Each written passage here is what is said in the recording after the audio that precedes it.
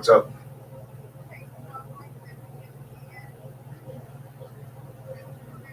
Yeah, yeah. I figured as much. Ah, yeah. Well, yeah. You can use either one. They,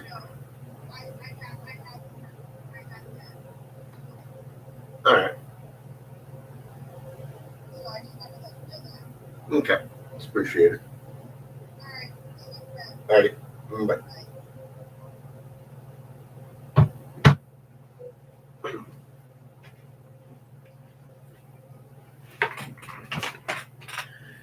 All right, ladies and gentlemen. I do apologize for that phone call. All right. So last night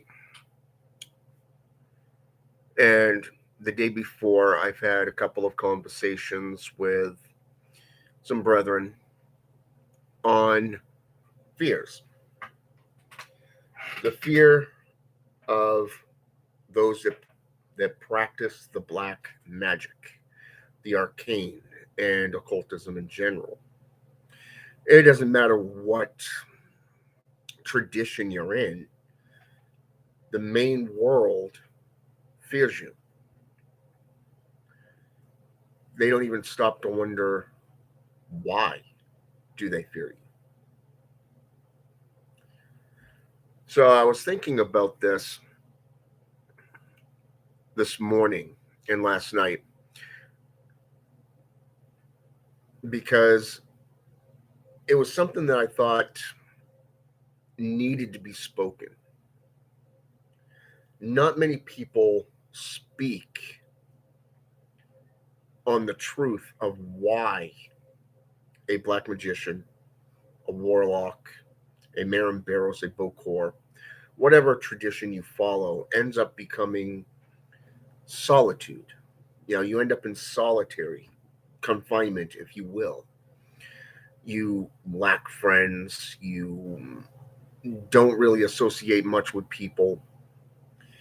And in some cases, you don't even understand what they're talking about because you're not a part of the mainstream society. You're literally on the outside, the outskirts, looking in, not from the inside looking out, like all these chumps that you see. So I thought I would take a moment and kind of clarify this before I go out and take the tires off my car and start putting new brake pads and rotors on my car today. And then I got to go to my son's sixth birthday party today too. So that's going to be fun. So, anyways, so the truth is, when you get into black magic, sorcery, any kind of tradition, it doesn't matter if it's a combination of white light and black magic, like say Brujeria or Santeria, Palo Mayambi, even. Although Palo is one of those traditions that is considered to be quite powerful and potent. Even if you get into voodoo, there's a lot of things that people see that it's like, okay, it may be a joke, it may be, this or that. It's okay though, because they still talk to the saints. It's like Santeria, the Orisha are considered saint, have saint names, you know. Even if you get into Santa Morte, guess what? The depiction of Santa Morte is after the mother of Jesus, Saint Mary. Okay, so even though a lot of these African Caribbean traditions depict a brewer or bruo sitting in the front pew of a church, the church really does frown on any association with witchcraft. But like I said, nobody questions why. Now, I want you to think about the last 2,500 years. I want you to think about the last 4,000 years. Society used to be creative. Look at the Trojan War. How did they get their army past their gates, the gates of Troy? They've never been breached. Armies have tried to breach and had to go home empty-handed. So what made the Greeks in that instance get past that door? A lot of people don't realize that it was a guy sitting there shaping a toy for his son that really depicted that creativity. And he got to thinking, why not break down ships and make a horse? Soldiers are inside. We know this is the Trojan War. We know it today as one of the most historical battles to go down in history. Now let's move forward. Let's look at the Vatican. Let's look at European traditions of holy men waging war. We see the image of the Shem priesthood, first, second, and third dynasty of Egypt. But we also see the assassin, the Samsara in Arabic, meaning assassin, from the 6th century to the late 12th century, where this group of highly trained assassins were also spiritual men. Okay? They were known as the Hashishin. They could vanish quickly, like they weren't even there, and they can appear. You'd wake up in the morning, didn't even realize they were in your room, in a dagger with a piece of paper with, right next to you on the pillow. Wow. Amazing skills, right? Let's move forward a little bit further. Let's go from the 11th century to the let's go to the 13th century. The first, second, and third crusades. The personal army of the church, known as the protectors of the roads. This army was feared. They were highly trained. They were highly religious, but they were highly political. We know them today as the Knights of Templar. How is a black magician, a warlock, or a practitioner of magic any different than these that I've named off? What makes them different from a trained century, centurion from the Roman Empire? How about a gladiator, somebody who's been trained and forged into a soldier, a fighter, a warrior? Did people forget that a slave, literally escaped and created one of the most fierce armies that stood against and terrorized Rome before the hordes defeated Rome?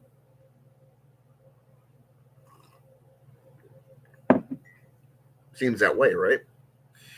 So let's move forward in time. Let's go to the 15th century. The Illuminati. And yes, I said the Illuminati. Not today's Illuminati. That's just fucking horseshit. It's a scam. But I'm talking about the real deal. This group was a group of scientific, religious men whose power rivaled the Vatican. They worked within the Vatican. There's a lot of literature out there.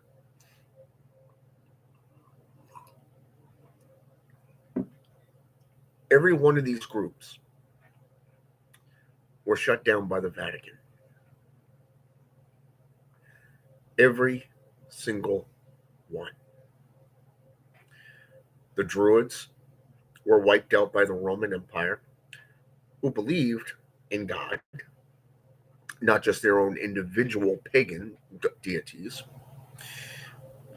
You have the Hashishin that was wiped out by the hordes, finally, after almost 800 years of being in existence. The Knights of Templar were disbanded for political power, but and influence between the church and the individual countries. Okay, the Illuminati was wiped out because they had so much power that they literally rivaled the religious sects that did not stand for it. And you have the witchcraft, trials that took place between the 10th and the 14th century. And then in 1604 forward to 1937, I believe it was, you have what is known as the Witchcraft Act. Okay.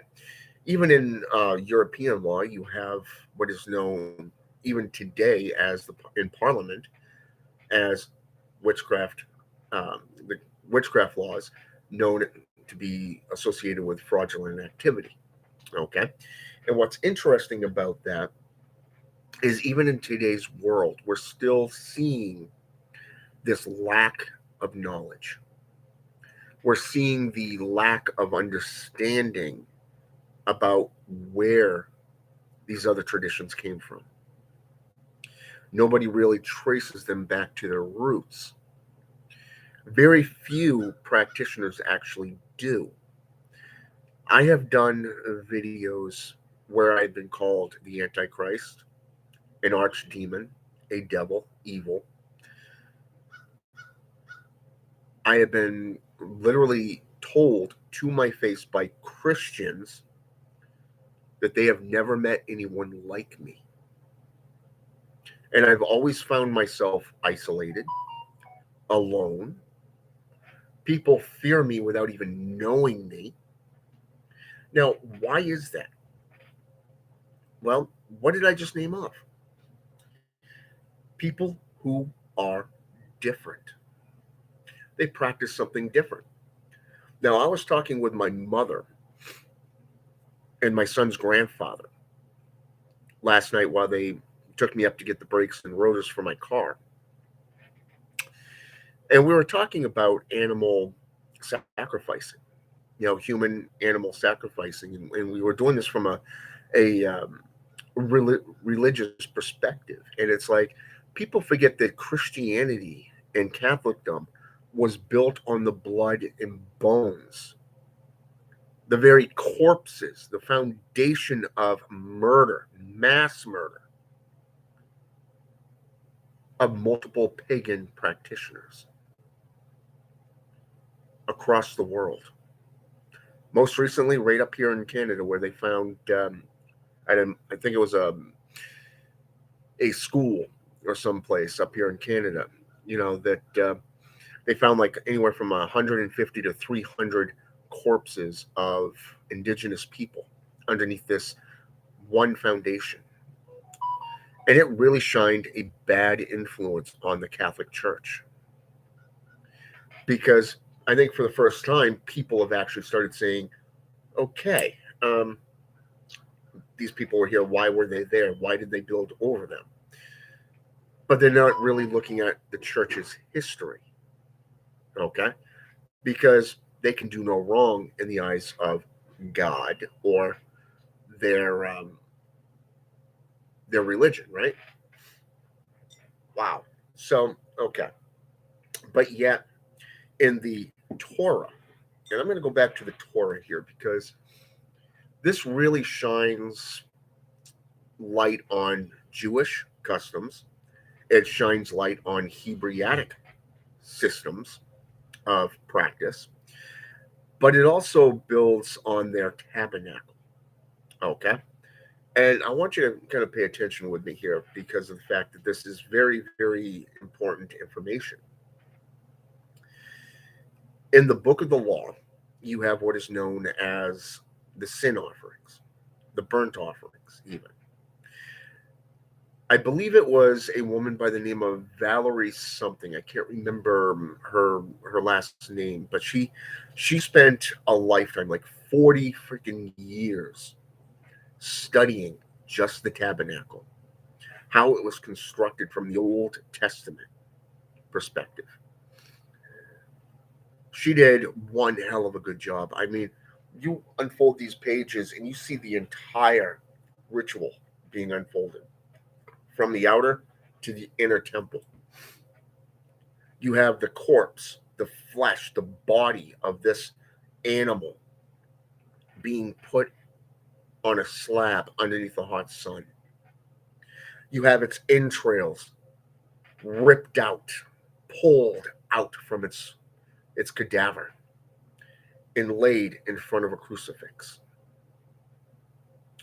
In front of a crucifix, nonetheless. Now, don't mistake me. You got Saint Peter who died on an inverted cross because he didn't want to die like Jesus. You have Jesus Christ who was literally tortured, beaten, spat upon, and yes, even speared in the side after being crucified, having his bones broken on a cross, on a crucified cross. Crucifixion was quite brutal to the point where you couldn't support yourself. So guess what? You asphyxiated. Basically meaning lack of oxygen. It's like being strangled, but you're hanging instead. Very ingenious, I might add, because the torture and the pain can last for hours, if not days. But let's go further with this tabernacle. So you have the carcass laying on a slab. You have its entrails in front of the cross. And then by the time you get into the tabernacle where the high priest is, you have vials of that animal's blood. Now, according to the Old Testament,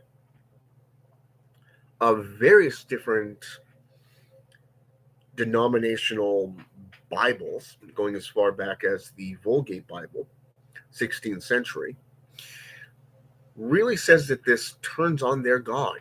Literally, it gives him a fucking woody, a boner, apparently. It turns him on. Ooh, that sweet aroma is how it's pronounced. Now ask yourselves this. Is this not necromancy? I mean, you got necrophilia, doing things with the dead. You have different aspects of necromancy. I did a video on this about a year or two ago.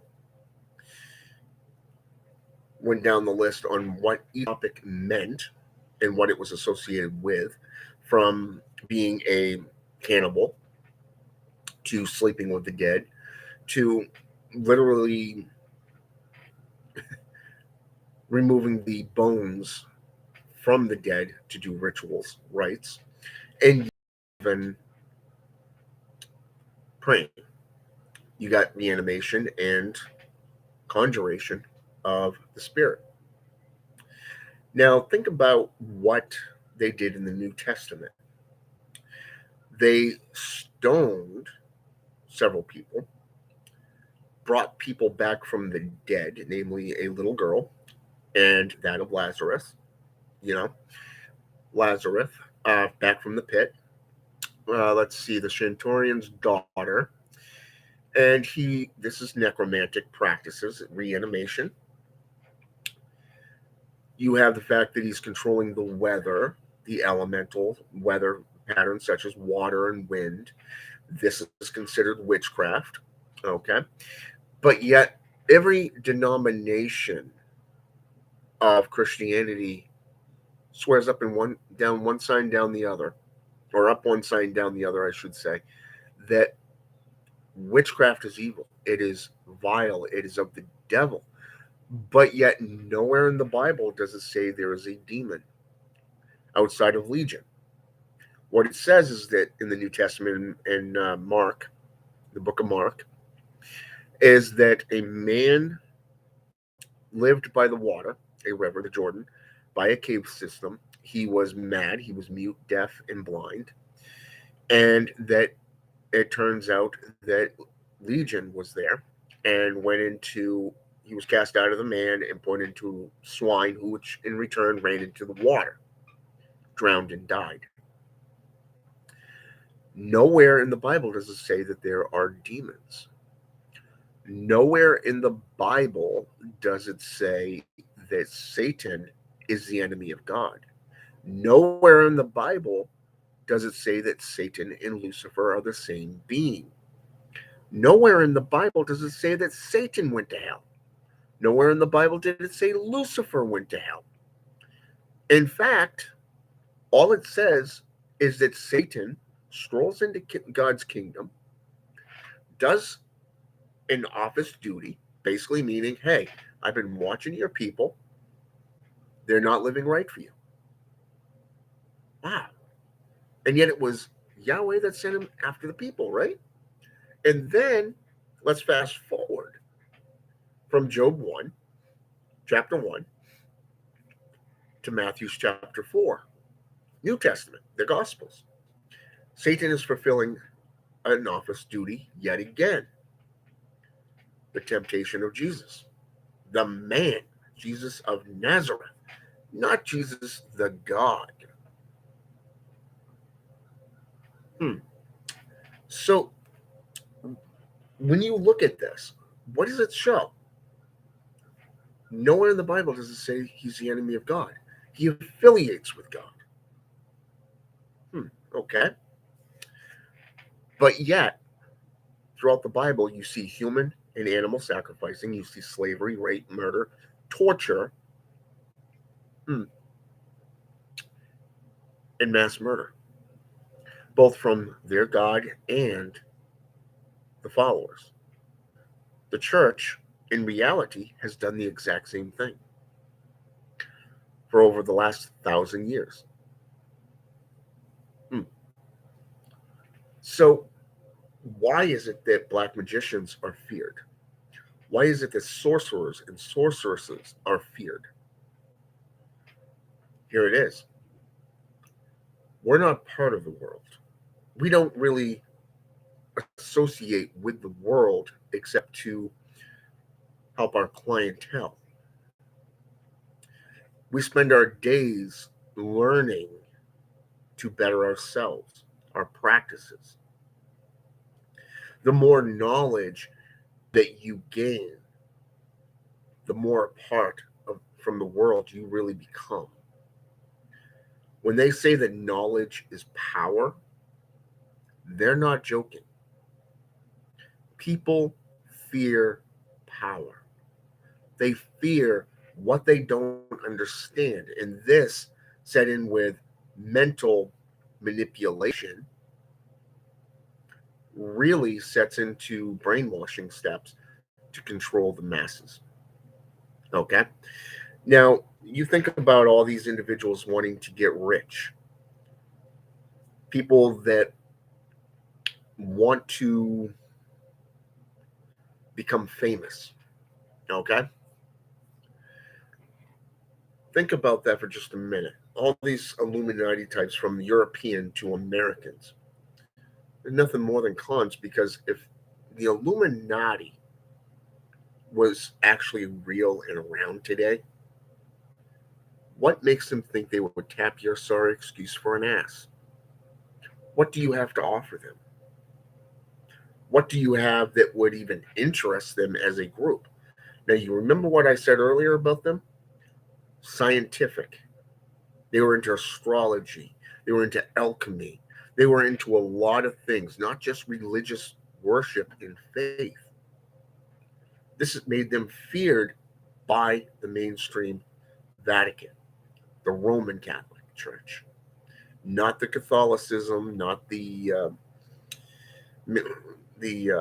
other form of Catholicdom. So this is why you're feared. This is why you're hated and despised. This is why you end up alone. Because, number one, you're focusing on yourself. You're gaining knowledge. You're bettering yourself through education. Second of all, you're showing the world what can be done. You're showing the world the lies of those who dictate what is good and what is evil. And number three, the fact that you exist is a threat to their church and to the way they do things. This is why you're constantly put down. The fact that you have the knowledge and the know how, the fact that what you do works, this is what they fear. This is what they fear. And this has dwindled from the church into the governments, down into the legal system, and right out into the populace. Witchcraft, soothsayers, necromancers, witchcraft, warlocks, all bad. Witches must be put to death. You, thou shalt not suffer a witch to live. Wow. But yet, if you go back to the Vulgate Bible, the original saying to that was, thou shalt not suffer a murderer to live. A murderer. So, how can you take the term murderer and replace it with witch? I mean, anybody remember that verse in Revelations chapter 22, verses 18 and 19, where it says, if any man adds or takes away from this book, the same shall be done out of the book of life? Wow. Wow. You may already guessed I don't like the church. You can also guess that I got no problems being the bad guy. I really don't. I really have no problems being the bad guy. It's my nature. I'll be that serpent in the Garden of Eden. I got no problems with it. I'll tempt you with knowledge, the fruits of knowledge. I'll give you life where he gives you death. You know, the funny thing is there's an old expression that says a man who is seeking death will live, and a man that seeks life will die. Hmm. Interesting how that goes, right? I mean, even philosophical people will tell you point blank in their work that knowledge is power. Hell, even the last one to actually put that in his works was Xander LaVey, Satanic Bible. Knowledge is power. Satan represents knowledge. Hmm. So, no wonder we're feared and hated, right? You know, I joined a dating site on Facebook, and I just got in touch with somebody from my local area. You know, somebody I've never met, no, never had anything to do with. Just asked her if she wanted to get coffee sometime and talk. You know, I mean, make friends. I had no intention of, romance or anything like that. I got no interest in it. I'm too old for that fucking shit, you know? So she turns around and she says, I know who you are. I want nothing to do with you. Really? We've never met. Huh. She says, you're a practitioner of black magic, right? I go, yeah. She says, yeah, like I said, I want nothing to do with you. Hmm. Most of who's online today are nothing more than scammers. They want you to pay them just to meet up and have coffee with them. And I believe they call it topping off these days. It's like, fuck no. Uh, this is why I like being alone. This is why I prefer to focus on myself. So this morning, I've been going over this, the Book of Treaties and Covenants, Palo Mayumdi. And this book, as I'm flipping through the pages, reminded me of why there are different denominations and sects, how each one of these houses, these traditions,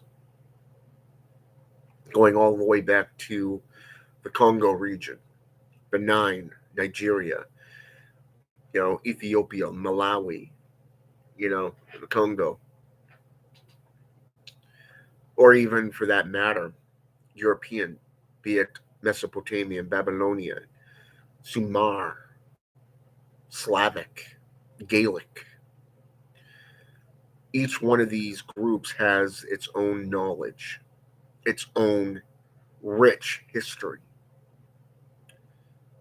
The rules and the laws, the covenants that they go by.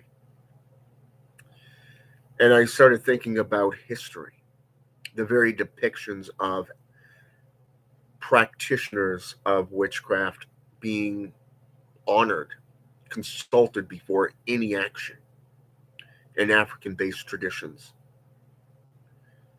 They literally resided right next to the king of the tribe. Go into European traditions and you see where these practitioners lived either on the outskirts of a town, a village, or out in the fucking boondocks by themselves in complete solitary. Interesting how that depiction is, right? Between European belief styles and that of African based. Then you get into the old names and you see where men and women were considered to be equals. Witches and warlocks were considered to be keepers of the sacred knowledge. Oops, did I say that? Keepers of the sacred knowledge? Ooh, interesting, right? So you can imagine why the church wants to silence us, why they want to stomp us out from existence. They've been trying that for 2,500 years. That's 2,500 years plus. We're still here. Why? Because evil never dies. Have you not learned that from Hollywood? Evil never dies? Hmm. I mean, take Julian Sands for an example. His role as the Warlock from 1889 forward. Those three movies. Even to this day, I'm still a huge fan of his. I loved the way he presents himself, the way he spoke, that old school manner. Too bad he's dead now. He will be missed. But still, that very depiction of how a simple practice can be twisted into something vile when one madman or organization gets his hands on it. Remember that. Remember that. Did you learn nothing from Hitler in the swastika? One man made it a symbol of hate, and now everybody hates that symbol because they associate it with Germany, a time of mass murder, conquering. Well, if that's the case, shouldn't the eagle for the United States be done the same? Or how about the any symbol or animal representation worldwide from any religion? Should that not be put to death? Or maybe you'd like to actually step up to the plate and learn for yourself. Learn for yourself. Before Hitler got his hands on the swastika,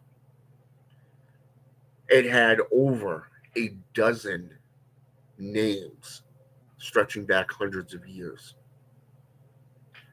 before him, before he was a conception in his mama's womb. That symbol was around. The cross was another symbol that has been around for hundreds of thousands of years,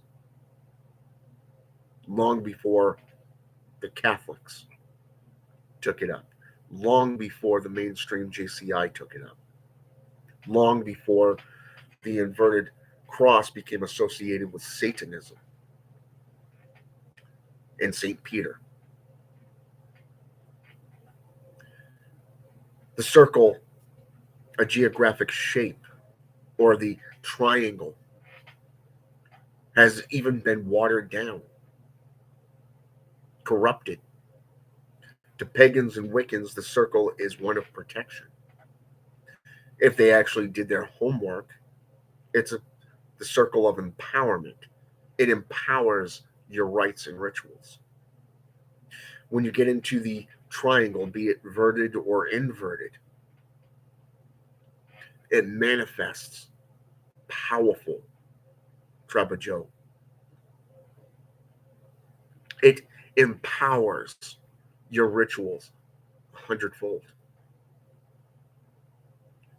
But people today, they're too afraid because they don't want to be shunned. They don't want to be outcasts because they're too busy trying to become a part of something, to belong to something. They have no idea what they're missing out on. They're not bettering themselves. No, they're not. They're just trying to fit in. It's now about sexism. It's now about gender equal, differences. It's now about politics. Why don't you get away from the world? Spend a few months by yourself. Maybe then you'll begin to learn. Maybe then you'll begin to understand, what was I thinking? I used to do all this shit. Now I'm looking at them as though they're nothing more than fucking dumbasses. When will they learn? Nothing changes. The world changes, but people stay the same. The shit that was going on 2,500 years ago is still going on today. Oh, we've stomped that out. Bullshit. It's still an issue. It's just wrapped up in a pretty new bow, as Anton LaVey would say. Sad, really. But that's the point. That is why you're feared. That is why you live in solitary. This is why those who spend their days and nights practicing and studying, building a reputation for themselves, they'll tell you point blank, this is not the path for the faint of heart. It is not the path for the faint of heart.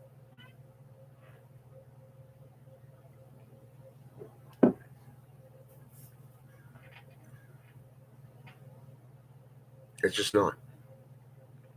Keep the knowledge pure. Keep it pure. Don't corrupt it. Don't try to make it into something it's not. That's what humanity does. Humanity will take something good and twist it into something vile. That's their nature. Humanity's nature is to destroy, to take everything that they can.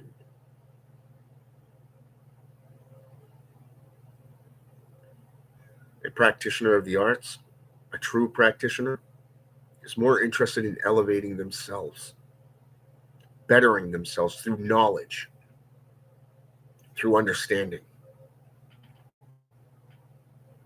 through bettering their communion with spirits, through the very practices that we do. We got no interest in what the latest war is. We got no interest in who's running for office.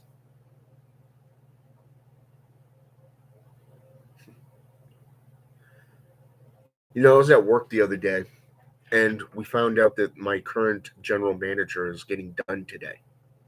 Today's her last day. That makes 5 GMs that have gotten up and gotten done this year alone. Well, technically one was fired, the other four just couldn't cut it.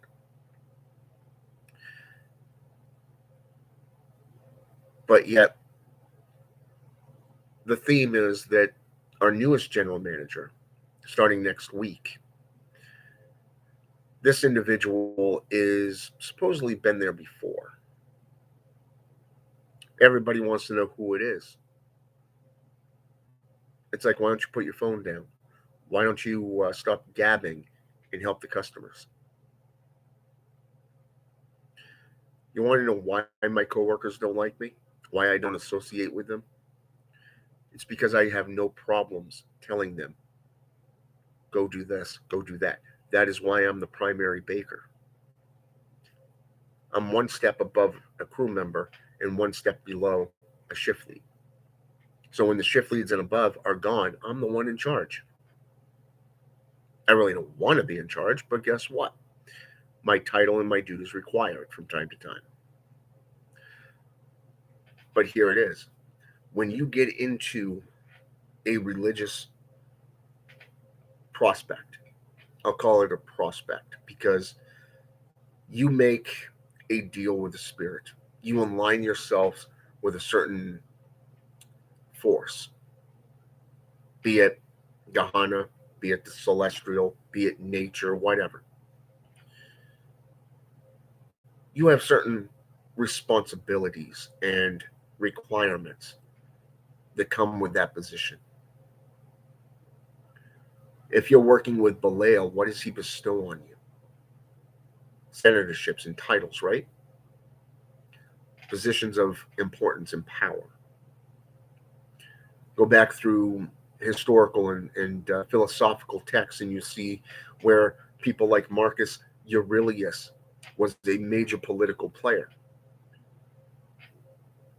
He was in today's world, he would be one of those feared practitioners that was highly enlightened between the Republicans and the Democrats.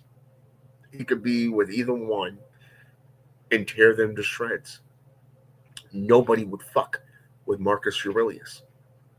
You go into Friedrich Nietzsche, or you go into, say, for an example, Plato, you're going to see the same thing. The reason people didn't want to fuck with Julius Caesar is because he was highly trained. He was highly knowledgeable. He had an imagination. He could suddenly order in the heat of a battle a retreat, and next thing you know, the enemy is encircled by the empire. Why?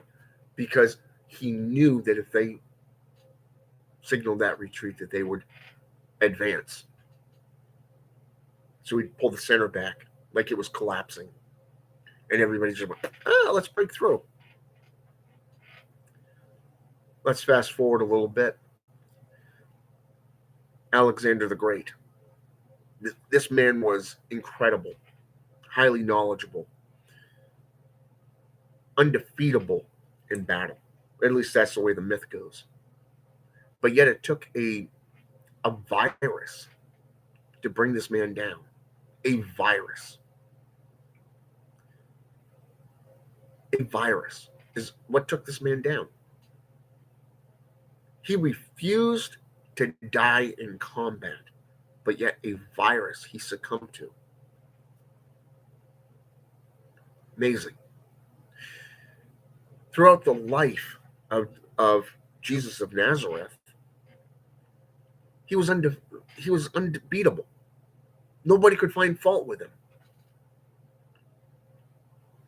But yet he gave himself up and allowed himself to be killed, tortured, murdered, his bones broken, and nailed to a fucking cross. All because the people would rather see a murderer freed than a man with no history of crimes. What are we seeing today? What are we seeing today? When I was at my mother's the other day, there was a news ad. I'll call it an ad. They were doing a story on this ad of a football game. A football game that had gotten rowdy. The band was playing. It was prearranged that this band was going to play until everybody went home. The cops ordered this man to literally tell the band to stop and leave. Number one, why were they so mad? Why did they tell him to leave? Not one of the stories surrounding this, not any of the crews answered this question. The man was literally restrained by these officers. But yet they're saying he took a swing at him. Really? You have body cams on. Nowhere in these body cam footages did this man, this African American man, throw a punch at you towards a white officer. Huh. Interesting.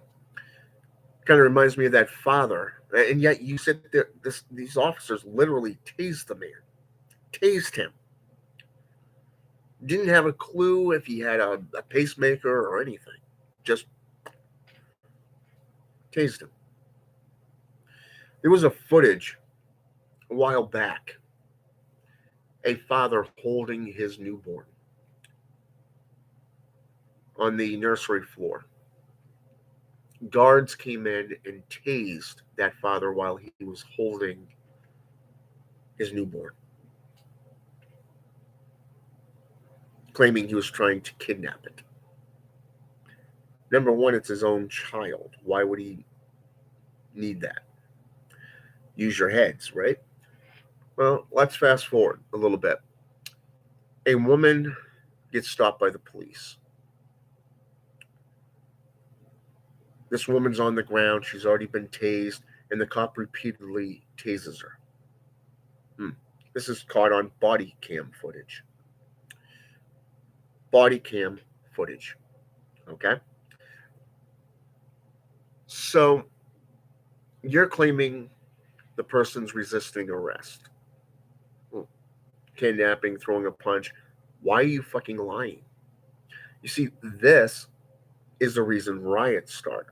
This is why corruption takes place. This is why a revolution comes around every so often, where you end up with armies going at each other, countries tearing itself apart because of this type of corruption.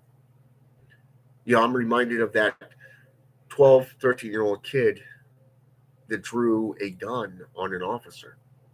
The officer defended himself. And this is the other end of the spectrum here, by the way. Yes, it was an African American kid pulling a gun on a white officer. It created such havoc that it stopped being about the kid's actions that resulted in the kid being killed by the officer. It became an excuse for a riot.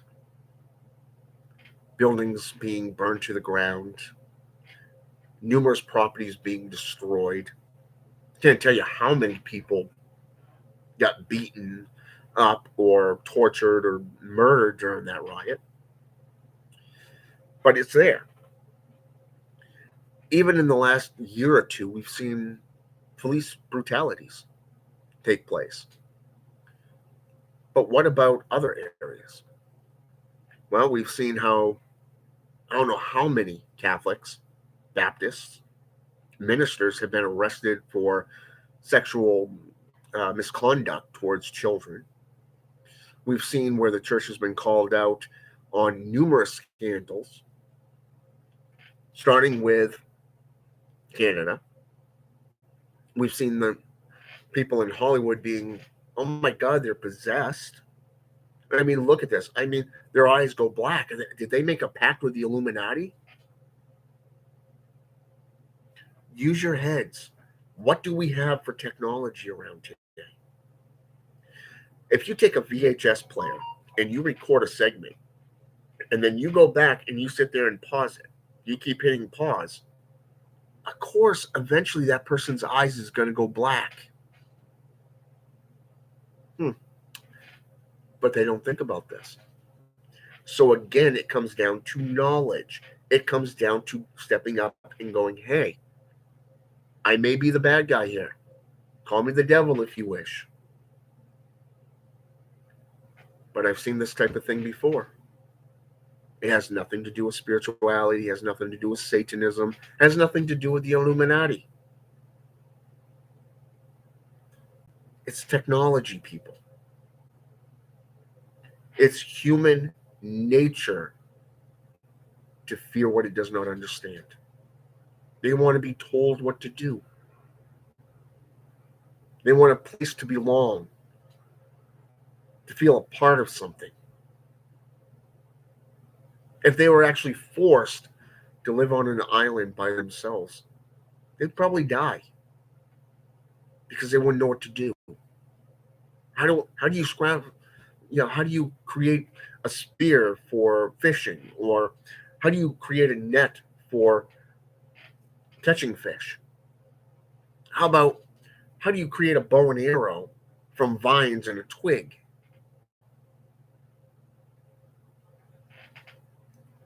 To catch animals for food? How do you plant crops? You see, this is what people used to do when they went to practitioners of the arts. They came for that knowledge, that wisdom, that guidance. Today, too much of a fucking pussy to do it. Plain and simple. So, you want to know why you're going to find yourself alone if you get in this path? That's why. Because the more knowledge you gain, the more you're going to find yourself alone, separated from the herd. Just like Peter, just like Jesus, just like Paul, just like David. Well, maybe not like David because he was actually a dumbass in himself, but just saying, especially later on in his years. So, yeah, you got to pay attention to this stuff. If you want to stay in stagnation like the world, feel free. That is your right. That is your right to do. But if you get to that point where it's like, fuck the world, I want to educate myself, I'm not going to hold back. I want to better myself, better my world, better my practices. Guess what? You're going against that current. People are going to be envy of you. They're going to get jealous, envious. They're going to hate you because you're doing something that they don't have the balls to do themselves. That's power. Now, classify the term power. What is the definition of power? The definition of power is being able to persuade or influence somebody's life. Okay? The outcome of your existence. Think about that for just a minute. If I told you, if I saw you, let's say for an example, I saw you take a baseball bat to a car window that didn't belong to you. I knew who you were, I know where you reside. Now, I could remain silent, protect your ass, and you would thrive. You'd go on with your life unhindered. Or I could hinder your life, look at the cop and the owner of that vehicle and say, hey, this is who did it. I witnessed it. I'll testify. Right there, I put a stumbling block in your way. I tripped you up in that manner, hindering you. Now, the question is, will you learn from it or will you succumb to it? Most who step on the left hand path believe in one thing, that they're going to get rich, they're going to become famous, they're going to become powerful. The thing that they realize later, they're not. Why? The answer to that is because it takes months, years, decades to get to a level where people look at you as an elder. I was talking with a coworker, for an example, on this very thing. Oh, this person thinks that she's going to be team lead or the next AGM. No, they're not. Number one, this person's lazy as all fuck. They don't do any. They don't even have this. It takes 3 hours just to get the store fully up and running. 4 on sometimes. Although the person's getting better, got a long way to go. The other one's so freaking haughty, attitude galore. They don't have. She doesn't have the person doesn't have the temperament for the job. So you're not going to get to that level. You're not going to be able to move up. But yet, somebody like me, is always overlooked. Why? Because number one, I got no problems telling upper management what I think about them. I got no problem telling them this is what it is. You don't like it? There's the door. You're going against the treaties. You're going against the codes and the rules of this company. Wow.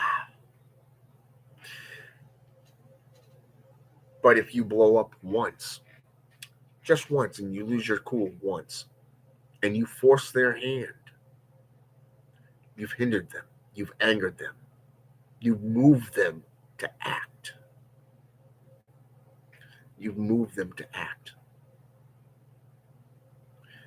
And everybody walks on ice, glass around you since that day.